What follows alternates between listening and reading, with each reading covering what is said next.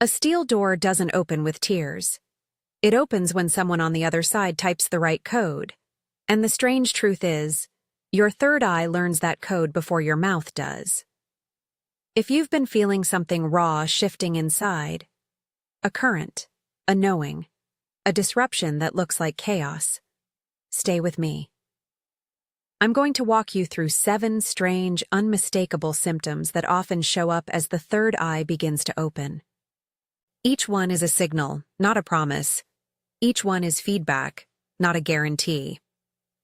If any of this resonates, type "I see" in the comments, a single line to mark that you notice the door moving. This isn't about more pleading or rehearsed prayer. Think of the old model as standing outside the door, hands cupped, asking the world to change for you. The activation model I'm describing treats reality like a coded interface: recognition, quiet authority, and a clean command that lets things reconfigure. I'll use language from an esoteric frame, words like monad to mean your inner source, or archontes to mean systemic interference, but I'll always be clear when I'm offering an interpretive, non-mainstream lens.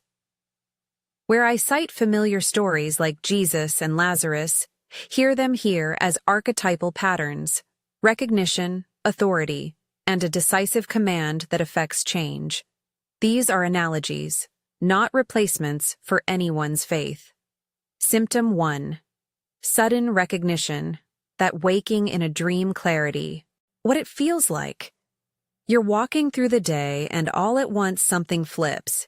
You know you're inside a construct. It's not a paranoid thought. It's a clean, visceral recognition that the world you're experiencing has seams, and you can see them briefly. Dreams are often the rehearsal room for this. You wake inside a dream and in one breath know it's a dream. That same flash can happen in waking life. A street light, a conversation, a face, and you feel awake in a new register. Why this matters. In the esoteric protocol, the first key is recognition. Before authority or command can act, consciousness must remember itself. This symptom is literally the system's way of saying, the observer is switching on. Concrete example. You're at a coffee shop scrolling a feed. A phrase on screen matches a thought you had 5 minutes earlier. You stop, and instead of thinking, "What a coincidence," you feel a clear, quiet knowledge. I'm perceiving a pattern that I partially shape. Microtest you can do right now. When you transition from one mental state to another, worried to neutral, sleepy to alert, ask this simple question silently. Am I awake to the nature of this state? Don't try to answer immediately. Watch whether the question produces a short, sharp clarity. That flash is the recognition signal. Symptom 2. Quiet sovereignty. Your inner speech changes. What it feels like. The voice inside your head shifts from pleading to stating. Where there used to be, "Please, maybe, I hope," now there's a quieter, steadier register. I choose, I intend, I am aligning. It's not arrogance. It's a different grammar of being. You find yourself making decisions with less internal negotiation and fewer apologies, but not because you're rigid, because you're less entangled in fear. Why this matters. The second key in the activation protocol is authority. Recognition opens the channel. Authority reclaims the right to issue commands. Think of it like moving from being a supplicant to being a steward. The inner language is the interface. If you change the sentence, you change the operational relationship to outcomes. Concrete example. Instead of mentally pleading, "Please let this meeting go well," you notice your inner phrasing flip to, "I will meet this moment with clarity." The outer circumstances don't need to be different for you to feel composed. Tiny stance to practice. Spend 1 minute noticing the verbs you use internally. Swap questions of pleading. Could this happen? To declarative present tense statements. I intend this. Treat it as an experiment in grammar, not as a magical incantation. Observe whether shifting the wording subtly alters your felt orientation. Symptom 3. Heart resonance, physical signal behind the sternum. What it feels like. a fullness or subtle vibration behind the breastbone, a warmth that feels like a small throne room lighting up. Sometimes it's an elevator feeling, a soft movement descending the spine and settling at the chest. Other times it's a ringing or pressure that's distinct from anxiety. It's localized, centered, and often described as a recognition in the heart. Why this matters? Many traditions translate the seat of inner knowing to the chest, rather than to the head alone. In the activation protocol, moving attention to the heart is functional. It grounds authority in the felt body, where decisions have an embodied potency. When attention descends and the chest responds, you're establishing a new somatic register for sourcing facts and commands. Concrete example: you're practicing a short meditation and you place your hand lightly on your sternum. On the fourth breath, you feel a gentle expand-contract rhythm in the center, not a panic swell, but a sovereign buoyancy. Later, when you state an intention, that same area seems to hum in agreement. Short, safety-oriented practice. Sit comfortably. Take 5 easy breaths. On the next inhale, imagine a gentle elevator moving down your spine 2 inches at a time, depositing attention into your chest. Let your hands rest there if it helps. Breathe into that space for 8 breaths. If you feel dizziness, stop. This is a grounding, not a strenuous technique. Symptom 4. Static. Then stillness. A surge of mental noise followed by calm neutrality. What it feels like. There's a period where your mind feels like a radio turning through stations. Sudden intrusive thoughts, bursts of doubt, quick loops of what-ifs. Then, without forcing it, a drop into a clear, unmoved quiet. A neutrality that is neither numbness nor avoidance, but a relaxed detachment from the storyline. That descent is often abrupt. One moment the mind is loud, the next moment it is neutral and unobligated. Why this matters? The static phase is often interference, the system's noise-testing boundaries. In the transcript's language, archontic interference creates doubt to reassert control. The healthy response is to observe, not to wrestle.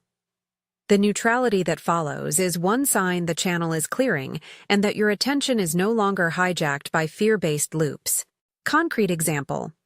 You decide to make a bold choice and suddenly feel a flood of, "you can't do that" thoughts. Instead of arguing with them, you begin to watch them.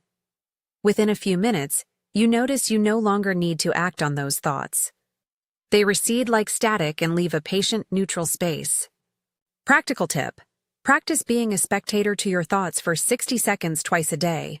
Label them with a single word, thinking, and return to your breath. The aim is not to suppress content, but to train the muscle of non-engagement. Symptom 5. Collapsing structures. Demolition that clears space. What it feels like. Something in your life unexpectedly ends or breaks down. A relationship shifts, a role disappears, finances reconfigure, or a habitual pattern collapses. Initially, it looks like loss, and you may feel raw. But often the timing corresponds with an inner activation. As something old collapses, it clears the scaffolding for a different arrangement. Why this matters? One of the activation signs is collapse, a clearing mechanism. In the same way a ruined building is demolished to make room for a new design, inner activation can provoke external clearing. This isn't romanticizing trauma. It's an observation that structural disintegration often precedes coherent reformation. Concrete example. Someone writes to say their job vanished right after they started experimenting with clearer inner authority. Months later, they found a smaller, more aligned role and felt the earlier loss had been a necessary demolition. Important caution. Do not assume collapse is always spiritual confirmation.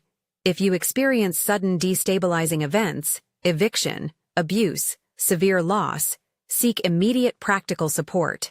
Grounding resources, friends, counselors, and financial advice are crucial. This symptom is not a reason to avoid safety or to ignore responsibilities. Stance to take. When disruptive endings occur, ask pragmatic questions. What is unsafe? What needs repair? Who can help? Simultaneously, hold curiosity about whether the clearing is making space for something different. Balance inner inquiry with external support. Symptom 6. Echoes and synchronicities. The world starts replying. What it feels like. Repeated numbers. 111, 333. Overheard phrases that echo something you thought minutes earlier. Algorithmic alignments. Ads, songs, conversations that mirror your inner words. These echoes feel like a feedback loop. You say something. The environment answers back with uncanny specificity. Why this matters? An echo is one of the clearest operational signs that something in your attention is being re-registered by the surrounding patterning. In the transcript's language, this is the echo, reality aligning with the call.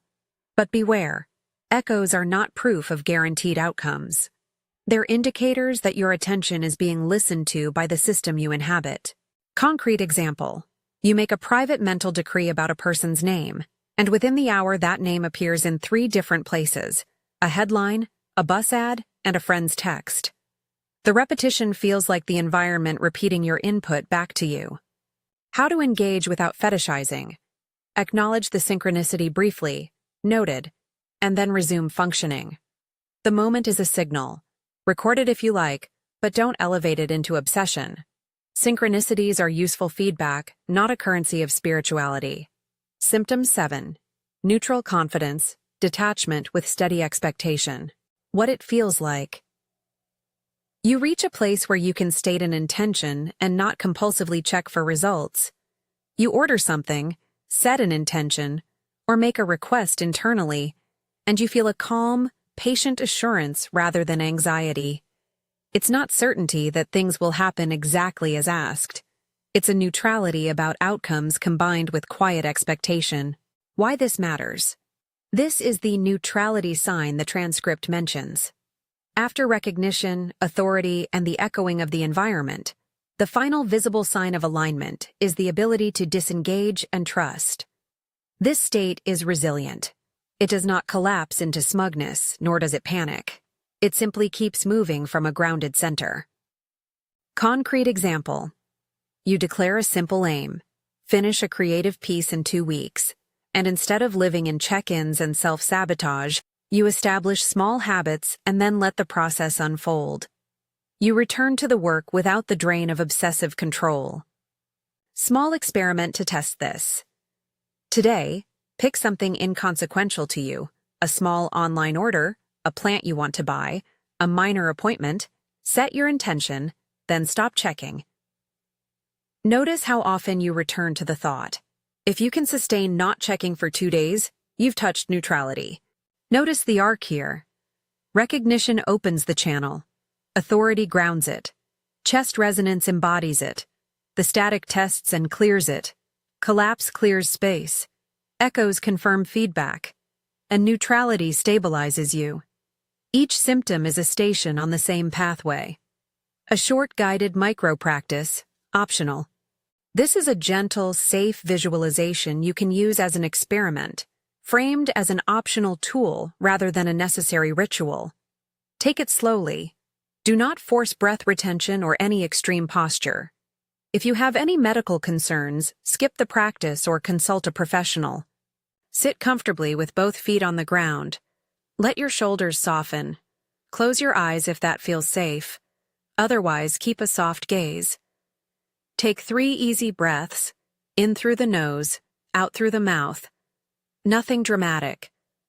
Now, imagine a small elevator that begins at the base of your skull and moves down the center of your spine, 2 inches at a time. There's no rush. As the elevator descends, feel your attention moving with it, the mind's spotlight traveling toward the chest. When the elevator stops at the sternum, allow the chest to soften and open a little. Notice any warmth, pressure, or subtle vibration. Don't chase a feeling. Just note what arises. If you choose to use a short declaration, keep it simple and release it immediately. You can say silently, in an affirmative present tense. Source, I recognize. I reclaim my authority. Alignment is commanded. Alternatively, use neutral wording like, I am present, I intend alignment. Speak the line once, then breathe out and let go of the sentence. Do not repeat it obsessively. Come back to normal breathing and open your eyes when you're ready. This line is framed as an optional symbolic tool. If source or monad resonates for you, use that word. If not, replace it with presence, the inner center, or nothing at all. The value of the practice is the descent of attention into the chest and the intentional release of a short, contained declaration. Troubleshooting and interference. What to expect and how to respond. You may notice interference, sudden worries, intrusive negative voices, or a push to test exactly how powerful you are. The transcript's language calls these archontic hints, conceptual figures representing the system's noise. Whether you frame them metaphysically or psychologically, the practical response is the same. Observe without feeding. If your inner saboteur begins whispering catastrophic stories, do 3 things. 1. Name the pattern. This is worry. 2. Anchor in the body. Feet on ground. 5 deep breaths. 3. Reach out to a trusted friend or a professional if the thinking becomes overwhelming. Do not isolate.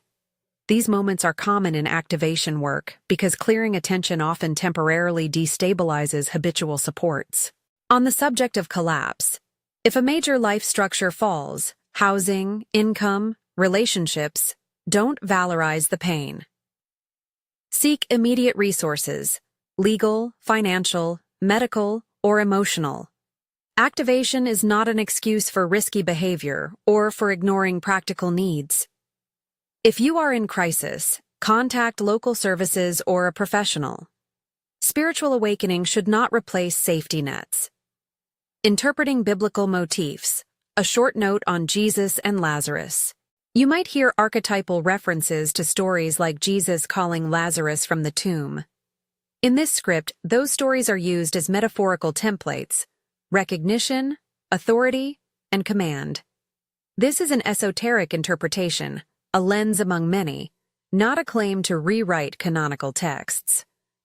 If you come from a tradition that treats these stories differently, take what resonates and leave the rest. The pattern remains useful across many frames. Someone perceives, asserts authority, and a decisive command changes circumstance. Signs as feedback, not guarantees. Throughout everything I've described, remember, these symptoms are feedback loops. They indicate movement and possibility. They do not promise instant miracles or guarantee protection from every hardship. Think of them like instrument readings on a complicated machine. They tell you where attention is shifting and where to apply practical work. They invite discernment. When to get help. If you experience persistent dissociation, severe depressive episodes, suicidal ideation, or any situation that compromises your ability to care for yourself, seek immediate professional help. If a spiritual practice destabilizes your daily functioning, pause the practice and talk to a therapist, doctor, or trusted support. Spiritual activation should never be used to avoid necessary medical treatment. A closing posture. How to continue with practical sovereignty. If you've seen even one of these symptoms, sudden recognition, a quieter inner authority, chest resonance, cycles of static followed by calm, disruptive collapses, echoes in the field, or a new neutral confidence, you're in a sensitive, potent place. Treat it like the early phase of a project. Keep records, be patient, and cultivate basic structures. Keep a simple log. Write down one clear synchronicity or one small shift in inner language each week. Patterns appear in logs. Ask for help when needed. A trusted counselor, friend, or coach can help you translate inner insights into practical next steps. Do small experiments. Set minor intentions and intentionally do not obsess over them. Watch whether neutrality becomes easier. Stay embodied. Regular sleep, fresh air, simple movement, and community are the best stabilizers for a waking process. One short parting line. You don't have to force anything. The door is not something you batter down. It's something you learn to unlock by remembering who you are. The symptoms above are just the knocks and echoes as the mechanism shifts. Honor what is tender. Keep curiosity wide. Use practical supports. And when you feel the recognition, the chest thrum, the echo, acknowledge it, briefly and clearly, then return to the ordinary tasks of living with a quieter confidence.